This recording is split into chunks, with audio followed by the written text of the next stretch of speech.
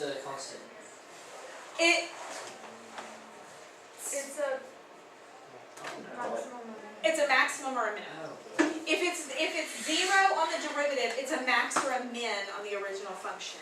So Max or min.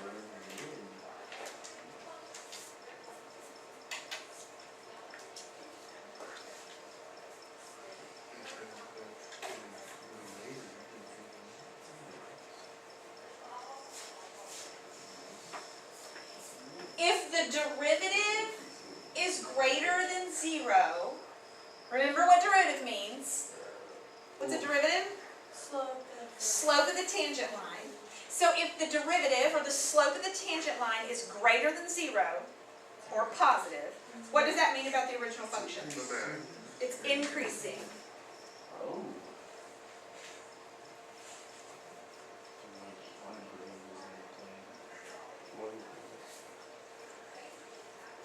With that in mind, if the derivative is less than 0 or negative, the original function would be decreasing.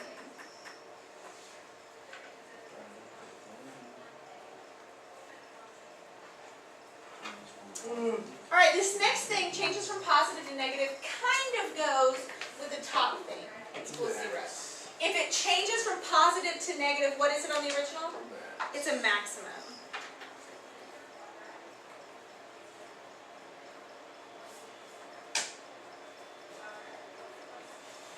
And if it changes from negative to positive, it's a minimum. And whenever we put maximum and minimum, everybody remembers those are relative maximums and relative minimums, not absolute maxes and absolute mins. Okay, so with that said, on the left, they gave us a function, a quartic function.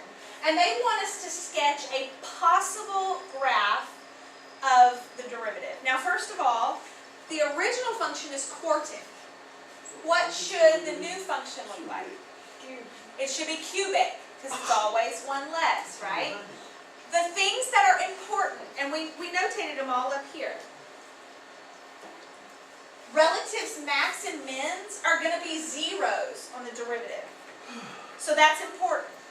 It's a maximum if it changes from positive to negative, and it's a minimum if it changes from negative to positive. So, on this particular drawing, I have 2 maxes and a min.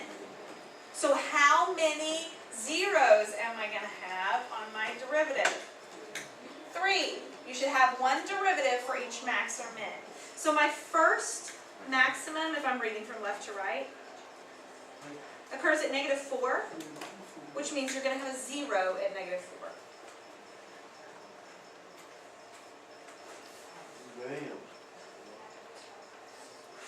I have a minimum at 1, so I should have a 0 at 1.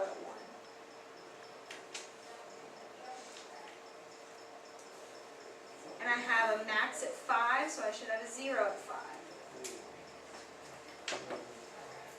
Now this, remember, this just says a possible graph.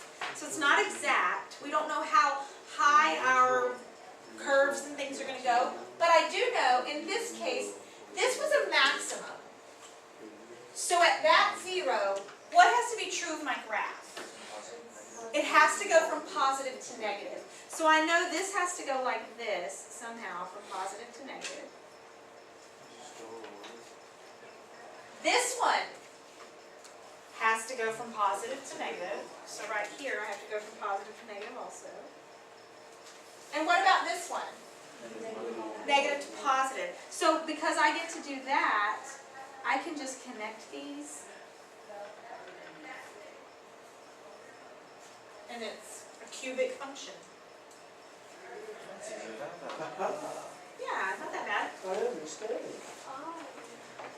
I can do it when it's hard. No, I got this one. Let's do a whole paper with that. The whole paper just graph. Okay. This says to approximate the value of the the derivative at 4. Now this is the original function. So we're approximating the value of the derivative at 4. So I am looking for the approximate slope of the tangent line.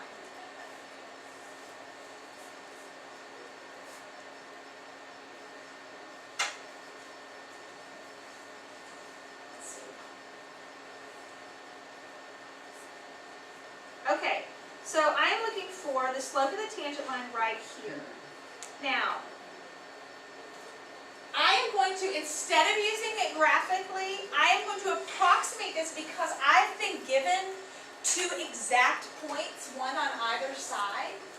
Remember, we talked about this before, the secant line and the tangent line should be parallel to each other. So if I actually drew a line between these 2 points, it should be parallel to this. Okay. So I can use those 2 points to approximate my slope. Okay? So I'm going to use these because they're exact. So I'm going to use those 2 exact points. So it looks like 3, -1, and 5, 4.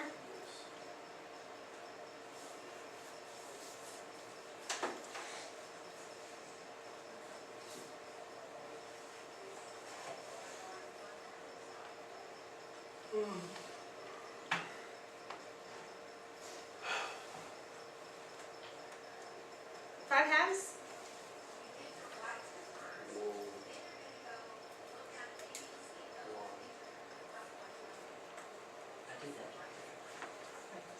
Everybody okay?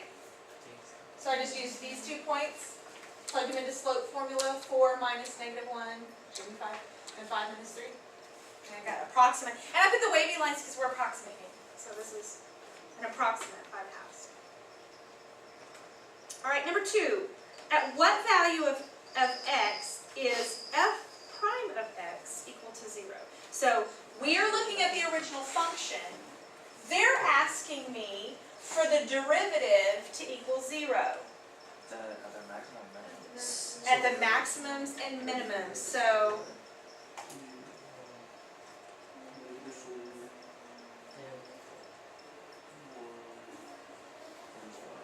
What?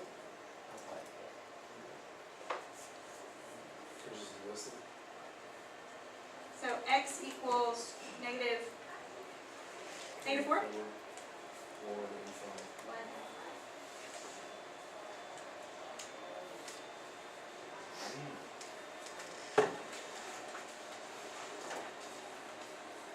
Alright. On what open interval is f prime of x, or will the derivative be less than 0? So the derivative is less than 0 when the original function is doing what? Decreasing. So I'm looking for the spots on this where it's decreasing. It happens twice. -4 to 1. Good. -4 to 1. The parentheses, right? Yes, it's intervals of increase and decrease are always, and that's why they said the open interval, because you can't have brackets. 5 to infinity. Justify your answer. F prime of x is less than 0 when f of x is decreasing. That's your justification.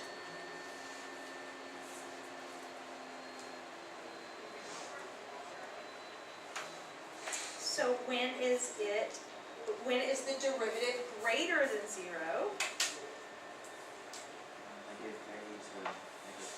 Negative infinity to -4 in union with 1 to 5. Again, always parentheses because intervals of increase and decrease are not, they can't be brackets. The derivative is greater than 0 when f of x is increasing.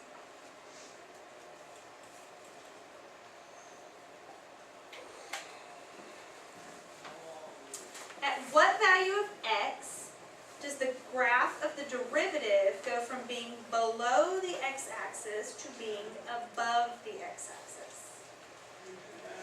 So when does the derivative go from being less than 0 to being greater than 0? What has to be happening on the original function when it's less than 0 on the derivative? What's happening on the original function? This should be a minimum. I'm looking for where it goes from decreasing to increasing. So what value of x does that happen? 1. At 1.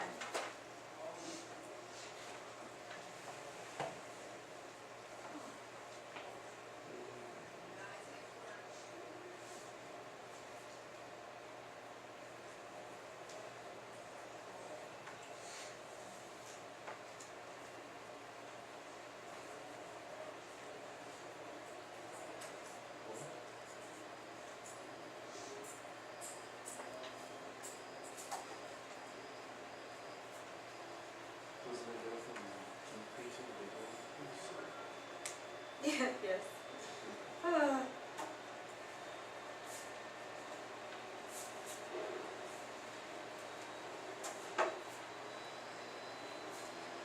Thank you. It goes from decreasing to increasing. So the derivative goes from being below the x-axis to above. At what value or values of x does the derivative go from being above to below? So what are we looking for this time? Maximums. And this time I have 2. X equals -4. And x equals 5.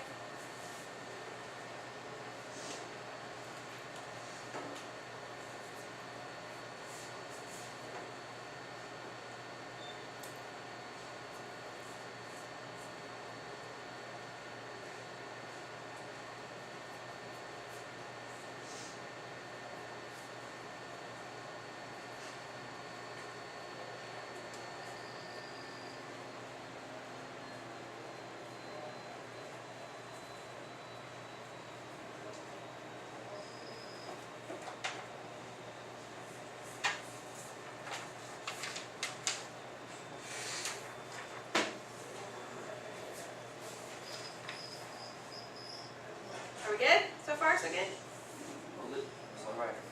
Okay. I'll move that a little bit.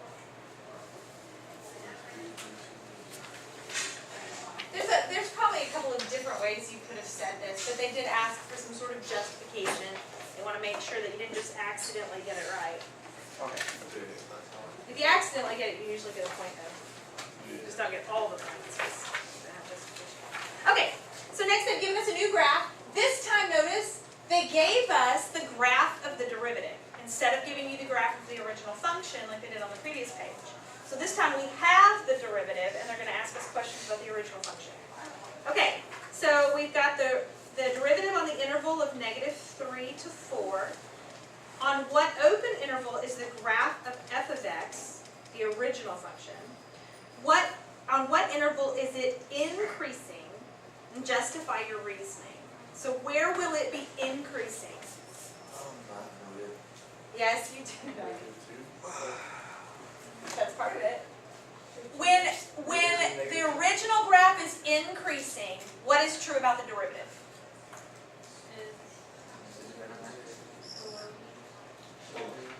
What is the derivative? Slope. Slope of the tangent line. So if the original graph is increasing, what is true about the derivative? The slope should be positive. So the derivative is positive. Graphically, when something is positive, what does it look like? It's above the x-axis. This is the derivative. Where will it be? Where will the original function be increasing? Should be where it's positive, which is right here. It's the only place. From -3 to -2. So I'm going to write that. F of x is increasing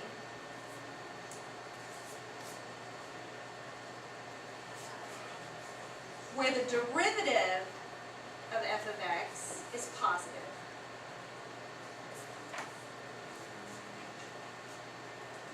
Above the x-axis.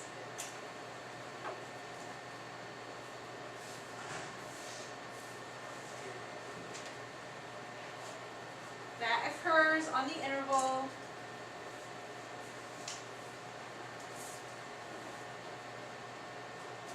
-3 to -2. Now, I know that this is a solid dot, and this is a solid dot. However, number one, it said the open interval, which means parentheses. But number two, we're going to talk about this a lot more later. But this point at -2, the function's not increasing. What is it doing at -2? It has a maximum. So at a maximum point, that point right there is neither increasing nor decreasing. It is hovering in space for just a moment. It's not moving at all. So at -2, you can't include that point. And this point is what we call a cusp. It's the end of the graph, and you can't find a slope at the end of the graph. So that's why it's also open. We'll talk a lot more about that later. Okay, on what open interval, so we're going to have parentheses, is the graph of f of x decreasing? What's below the x-axis? It'll have to be, so the derivative will have to be below the x-axis. So -2.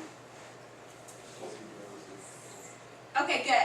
I'm glad you said that, because we're going to have to go from -2 2. to 2. Because it's equal to x.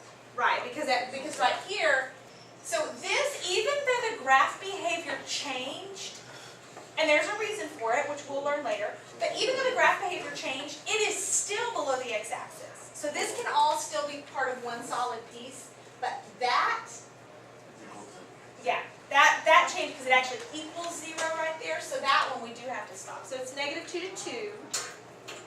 So whenever you're looking for decreasing, it's whenever It's it's below. along the like the point is x-axis to x-axis. Oh, yes, interval, yes, yes. When they say the word interval, they always mean the x values. Okay, so f of x is, the original function is decreasing if the slope, or if the derivative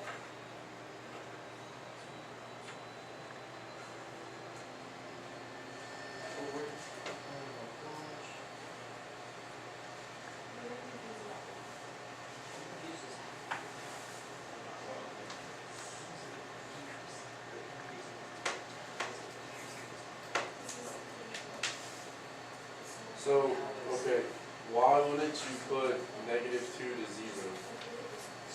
Okay. That's You mean like this piece Yeah. separately? Yeah. Because all we're looking for is for it to be below the x-axis. It is below the x-axis here, but it's still below the x-axis here, and it's still below the x-axis here, and it's still below the x-axis until right there, where it's on the x-axis. And then it's still below the x-axis and still below the x-axis. So that's why we have to, because if this was like not right here, if that was an open dot right there, well, or if it was like right below it, then you can go all the way from here to here. Okay. Okay, at what value will the original graph have a horizontal tangent line?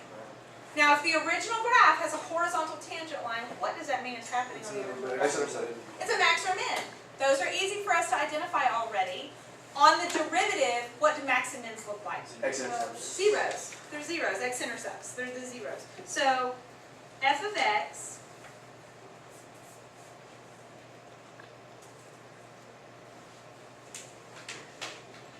has horizontal tangents at x equals -2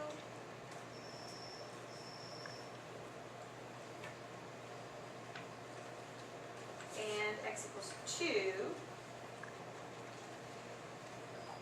because the derivative equals 0 in those spots.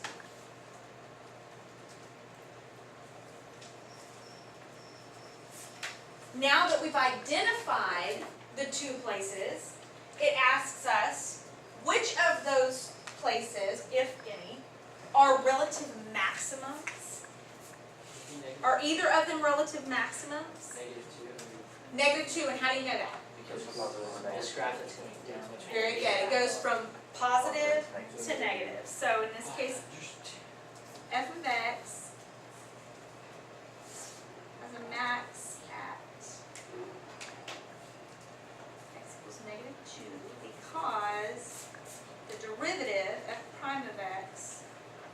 goes from positive to negative.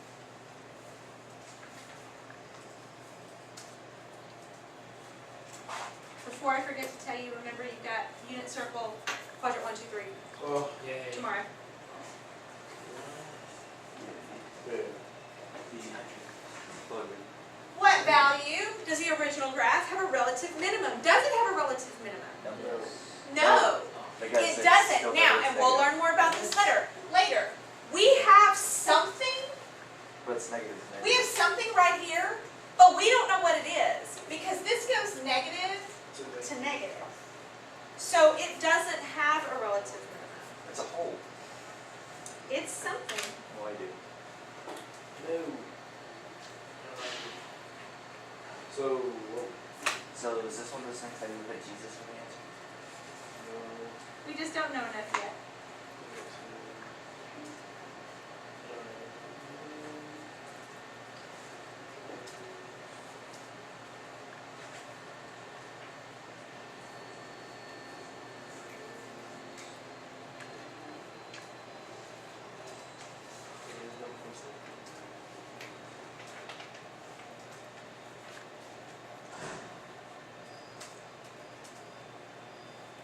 There is no place where the derivative goes from negative to positive. So there is no relative minimum on this graph.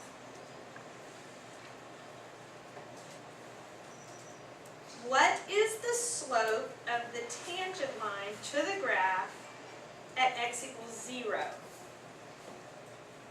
Justify your reasoning. It's But is it like to the original or to the derivative? Okay, so you gotta read the notation. They're asking me the slope of the tangent line to the original graph where x equals 0. Now, what is the slope of the tangent line? A derivative. What is the graph that we have up here? Derivative. So x equals 0. On the graph up there, what does x, at x equals 0, what is it? So that's the derivative. F prime of 0 equals negative 2.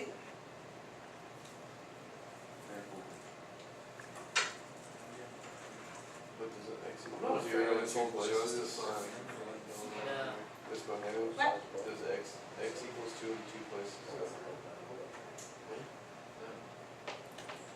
Does it not? X equals 2 only, x can only equal 2 in one. I mean 0. X equals 0 in two places. Or, no, wait. I'm not looking for y equals 0, I'm looking for x equals 0. Okay, yeah. Oh, duh. Sorry. F of x is the slope of the tangent line. So all you have to do is go and pull it off the graph, that's it. Alright, now, they ask for the normal line at x equals 4. So what is the normal line? How do you find that? Remember from the other day? No. Well, you'll have to look that up then. Yes. So this is slope from normal. It's on your notes from last week.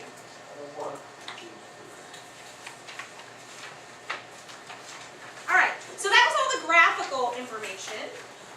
So now we've got to do everything analytically. You have to know both. You have to be able to do things graphically and analytically. So for each of the given functions, we're going to determine the interval on which f of x is increasing or decreasing. Find all the coordinates of the relative extrema.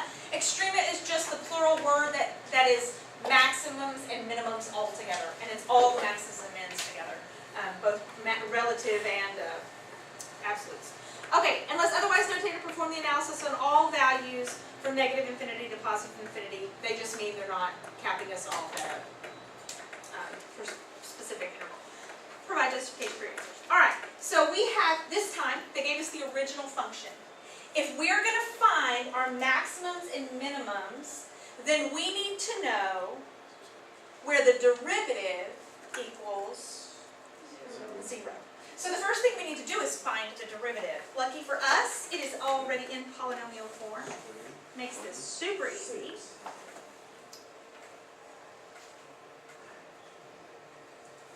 So I have 3x squared minus 6.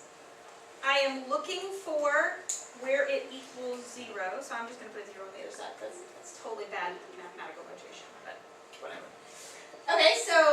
move 6 to the other side, so now I have 3x squared equals 6. Is everyone okay so far? All right, divide by 3.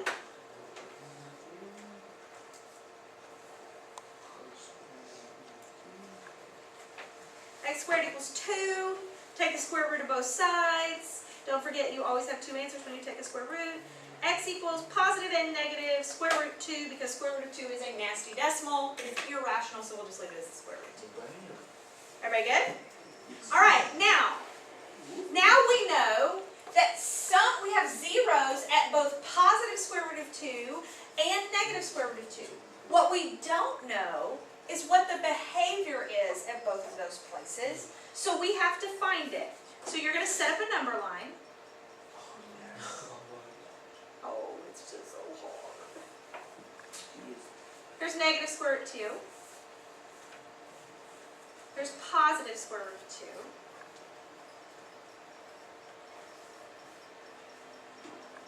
On each piece, I'm going to take my derivative and write it at the top.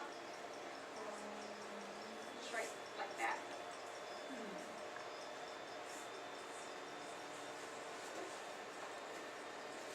All you're doing is checking a value to the left, checking a value in the middle, and checking a value to the right. You can pick whatever number you want. So let's check the middle first, because what is clearly between negative square root of 2 and 2? Zero. So that one's easy to check. Plug a 0, you can do this in your head. Plug a 0 in. 3 times 0 would be 0, minus 6. So any number in between here is going to be what kind of number? Negative. I don't care if it's 6 or anything. All I want to know is whether or not it's positive or negative. Any number in between that interval is going to come out to be negative.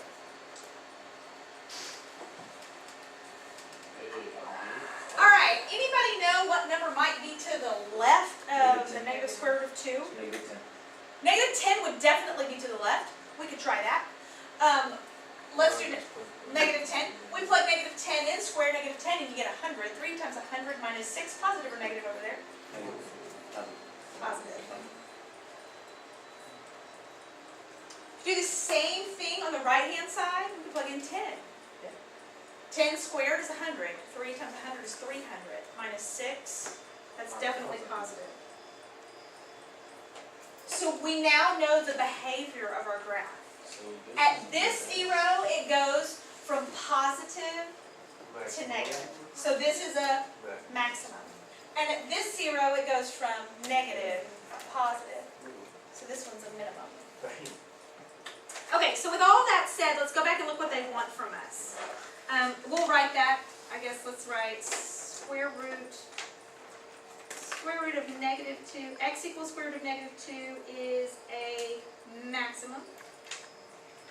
Oh, sorry, I put the negative on the outside. Ignore me.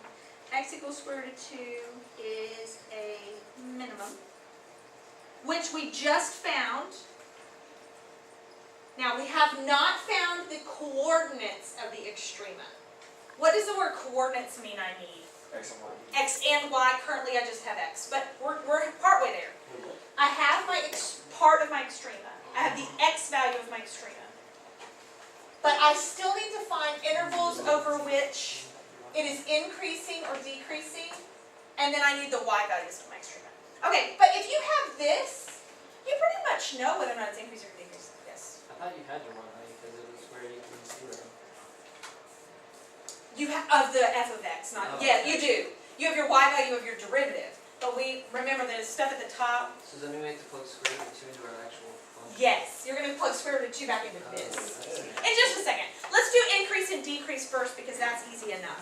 Because from here to here, it's positive, which the derivative is positive from here to here. If it's positive from here to here on the derivative, what's happening on the original function? It's increasing. So from negative infinity, f of x is increasing.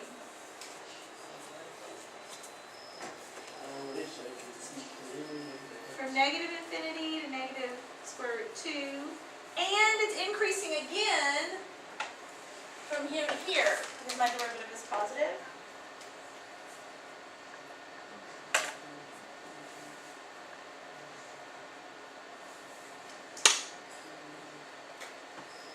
My justification is to say the derivative is greater than 0. f of x is decreasing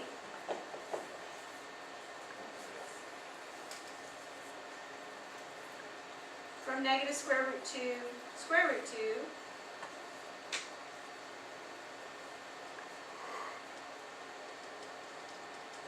f prime of x is less than 0.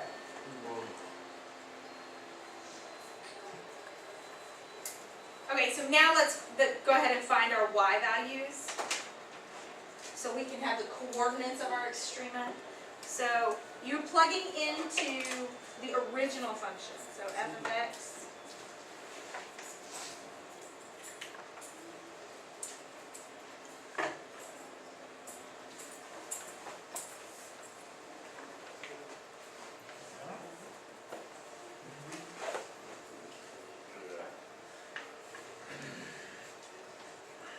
I guess they want a decimal answer.